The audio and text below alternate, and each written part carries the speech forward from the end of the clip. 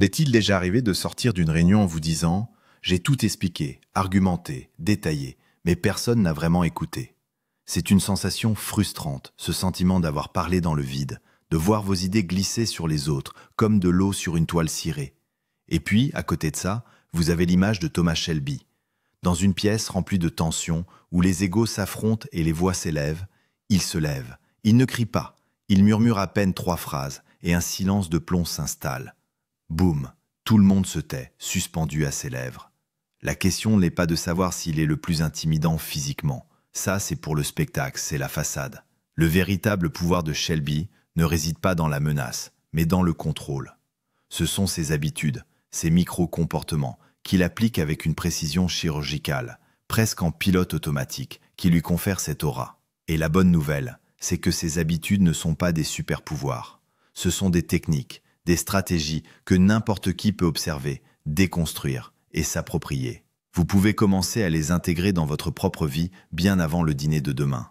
Alors, si vous êtes prêt à cesser de parler pour ne rien dire et à commencer à être écouté, suivez le guide. Est-il déjà arrivé de sortir d'une réunion en vous disant « J'ai tout expliqué, argumenté, détaillé, mais personne n'a vraiment écouté ». C'est une sensation frustrante, ce sentiment d'avoir parlé dans le vide, de voir vos idées glisser sur les autres, comme de l'eau sur une toile cirée. Et puis, à côté de ça, vous avez l'image de Thomas Shelby.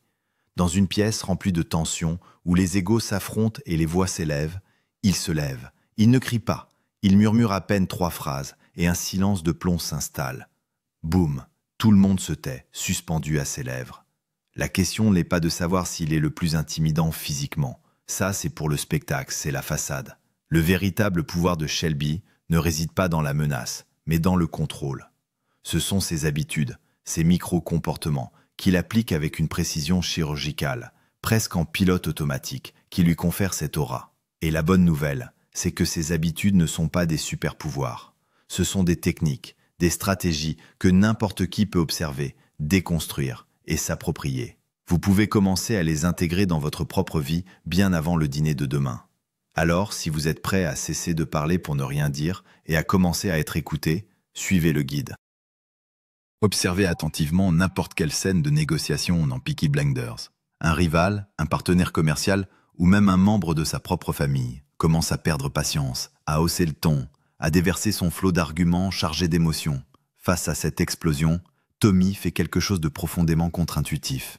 Il ralentit, il ne répond pas immédiatement. Au lieu de cela, il exécute un rituel presque imperceptible. Il sort une cigarette, la place entre ses lèvres, lève sa main pour l'allumer, tire une bouffée, puis tapote la cendre doucement. Pendant ce temps, il laisse le silence s'étirer, s'épaissir, jusqu'à devenir presque tangible. 3 secondes. Dans une conversation tendue, 3 secondes peuvent paraître une éternité. Les psychologues appellent cela un transfert de statut ou l'utilisation stratégique du silence. Dans ce vide sonore, le pouvoir change de camp. Celui qui était en train de hurler se sent soudain exposé, vidé de son élan. L'agressivité se dégonfle comme un ballon percé. Tous les regards se tournent vers Shelby, car celui qui maîtrise le silence semble maîtriser la situation. Son calme imperturbable envoie un message puissant. Ton chaos ne m'atteint pas, je suis au-dessus de ça, j'ai déjà gagné.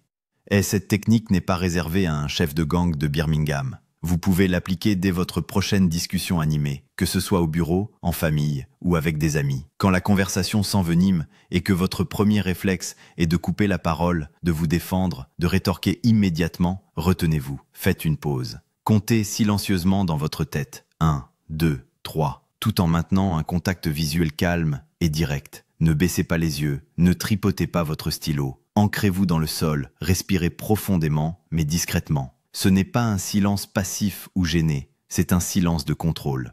Dans la plupart des cas, vous verrez votre interlocuteur vaciller. Surpris par votre manque de réaction, il va peut-être bafouiller, répéter son argument avec moins de conviction ou tout simplement s'arrêter, vous cédant de fait le contrôle de l'échange. Vous n'avez pas besoin d'une application de méditation ni d'un tapis de yoga pour cela. Juste une micro-pause, un souffle conscient que personne ne remarque, sauf vous. C'est un outil qui ne coûte rien et qui peut changer radicalement la dynamique de n'importe quelle interaction. La deuxième habitude de Shelby est tout aussi puissante. Il traite les mots comme une ressource précieuse et limitée. Il parle peut-être 25% plus lentement que la moyenne des gens et il choisit ses verbes avec le soin d'un artisan. Le résultat, Chaque syllabe qu'il prononce a le poids d'une pierre. Ses phrases sont courtes, denses et frappent avec la précision d'un coup de poing. Rappelez-vous la scène sur les quais avec Alfie Solomons. Alfie est un maître du verbiage. Il noie son interlocuteur sous un déluge de mots, de provocations et de philosophie de bas étage pendant de longues secondes. Tommy, lui, écoute, impassible. Puis il hausse simplement les épaules et assène « Je ne bluffe pas ». Fin de la discussion. La conversation s'arrête net. Ce n'est pas juste une réplique, c'est une déclaration de pouvoir. Le silence qui suit cette phrase oblige Alfie, et le public avec lui, à tout reconsidérer, à douter de sa propre position de force. En ne disant que l'essentiel, Tommy force les autres à combler les vides, souvent en révélant leurs propres faiblesses et incertitudes. Voici un exercice rapide et concret pour vous entraîner. Prenez votre téléphone et enregistrez-vous en train de raconter votre journée ou de pitcher une idée pendant 1 minute. Soyez naturel. Maintenant, réécoutez l'enregistrement. Vous entendrez probablement des tics de langage, en fait, du coup, des phrases redondantes, des détails inutiles. Votre mission est simple. Supprimez la moitié des mots. Réécrivez votre message pour qu'il soit 2 fois plus court, mais qu'il conserve son sens principal. Puis, enregistrez-vous à nouveau, en parlant plus lentement, en articulant chaque mot. Faites cet exercice 1 fois par jour pendant 1 semaine. Vous remarquerez que vos phrases deviendront plus denses, plus percutantes. Vous apprendrez à identifier le cœur de votre message et à éliminer tout ce qui est superflu. Parler moins, mais mieux, est un signe de confiance et de clarté d'esprit. Vous n'aurez plus besoin de crier ou de répéter pour vous faire entendre. Le poids de vos mots suffira.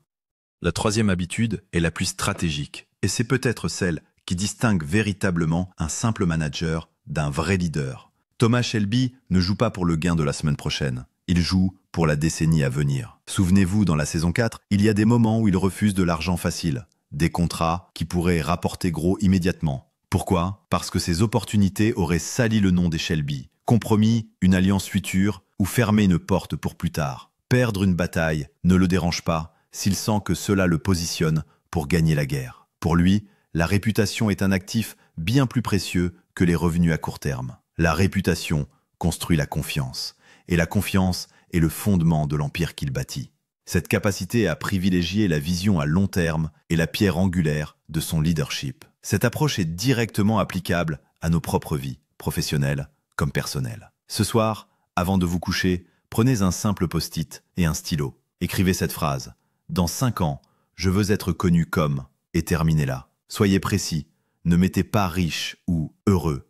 Mettez la personne de référence dans mon domaine, le leader le plus juste que mon équipe ait jamais eu, ou quelqu'un dont l'intégrité est inattaquable. Collez ce post-it sur votre miroir, votre écran d'ordinateur ou à côté de votre machine à café. À partir de demain, ce post-it devient votre boussole. Pour chaque décision importante, chaque opportunité qui se présente, chaque conflit à gérer, posez-vous une seule question. Est-ce que cela me rapproche de la personne sur ce post-it? Si la réponse est non, alors vous devez avoir le courage de rejeter l'option, même si elle semble attrayante sur le moment. Est-ce impitoyable? Oui, c'est le genre de discipline impitoyable que Shelby s'impose à lui-même. C'est en disant non aux gains à court terme qui ne s'alignent pas avec votre vision que vous construirez quelque chose de durable. Faisons une pause de 3 secondes, dans le style de Shelby. Si ces 3 astuces vous ont déjà donné l'impression de pouvoir reprendre le contrôle, d'avoir plus de poids, d'être plus stratégique, alors faites quelque chose de simple. Écrivez un seul mot dans les commentaires. Shelby. Pas de phrase, pas d'explication, juste ce mot. C'est une façon d'appliquer l'économie de mots que nous venons de voir. Et pour chaque personne qui commentera, je vous enverrai en message privé la 4e technique, celle qui sous-tend toutes les autres. C'est la plus subtile, celle que même les plus grands fans de la série ont souvent manqué, mais qui est la clé de sa résilience. Pour résumer, les piliers du pouvoir à la Shelby sont une trinité simple mais exigeante. Premièrement, rester de glace quand les autres s'enflamment. Utilisez le silence comme un bouclier et une arme. Deuxièmement, parlez comme si chaque mot vous coûtait une fortune, en privilégiant l'impact à la quantité. Et troisièmement, ayez toujours une vision à 5 ou 10 coups d'avance et sacrifiez des gains immédiats pour l'empire de demain. La casquette plate et le manteau sombre sont optionnels, bien sûr. Le véritable leadership, celui qui inspire le respect et la loyauté, ne demande pas l'attention. Il l'impose naturellement par sa discipline, sa retenue et sa vision. La table de négociation, que ce soit au travail ou dans votre vie, vous attend. C'est à vous de jouer.